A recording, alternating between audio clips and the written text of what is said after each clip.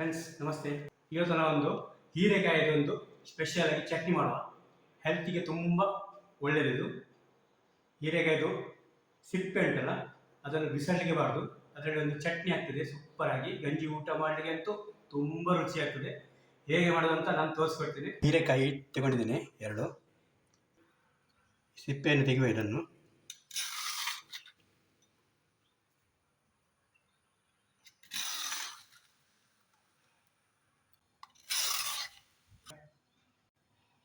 ಇದನ್ನು ಬಿಸಾಡೋದು ಬೇಡ. ಇದರಲ್ಲಿ ಒಂದು ಚಟ್ನಿ ಮಾಡುವ. ತೊಳೆದು ತಗೊಂಡಿದ್ದೇನೆ, ಆದರೂ ಸಹ ಇನ್ನೊಮ್ಮೆ ತೊಳಿತೀನಿ. ಇದನ್ನು ಬೇಯಲಿಕ್ಕಿಡುವ. ಒಂದು ಕುದಿ ಬಂದರೆ ಸಾಕು. ಇದು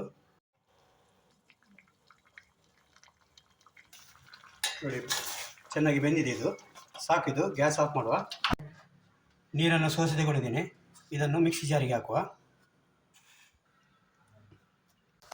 2 ಎಸಳು ಬೆಳ್ಳುಳ್ಳಿ, ಸ್ವಲ್ಪ ಶುಂಠಿ, 1 ಮೆಣಸು ಹಾಕುವ. ಖಾರ ಜಾಸ್ತಿ ಬೇಕಾದರೆ ಜಾಸ್ತಿ ಹಾಕ್ಕೊಳ್ಳಿ. ತೆಂಗಿನ ತುರಿ ಹಾಕುವ. ಸ್ವಲ್ಪ ಆಗಿದೆ ಸಾಕು. ಹುಣಸೆ ಹುಳಿ ಸ್ವಲ್ಪ ಸಾಕು. ಉಪ್ಪು ಹಾಕುವ ರುಚಿಗೆ ತಕ್ಕ. ಸ್ವಲ್ಪ ನೀರು ಹಾಕಿ ಗ್ರೈಂಡ್ ಮಾಡಿ ತಗೊಳ್ಳುವ.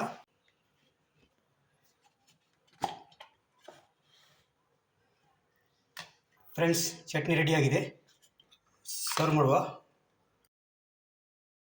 ಒಗ್ಗರಣೆ ಹಾಕುವ. ಇದಕ್ಕೆ ಚಟ್ನಿಗೊಂದು ಸಣ್ಣ ಒಗ್ಗರಣೆ. ತೆಂಗಿನೆಣ್ಣೆ ಬಿಸಿಯಾಗಿದೆ. ಇದಕ್ಕೆ ಸಾಸಿವೆ ಹಾಕುವ. ಸ್ವಲ್ಪ ಸಿಕ್ಕ ಬಂತು. ಮೆಣಸು ಹಾಕುವ. ಕರಿಬೇವು ಸೊಪ್ಪು ಹಾಕುವ.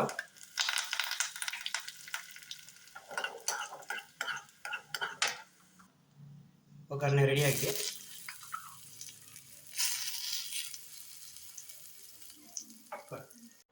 ಫ್ರೆಂಡ್ಸ್, ಹೀರೆಕಾಯಿದು ಚಟ್ನಿ ರೆಡಿಯಾಗಿದೆ.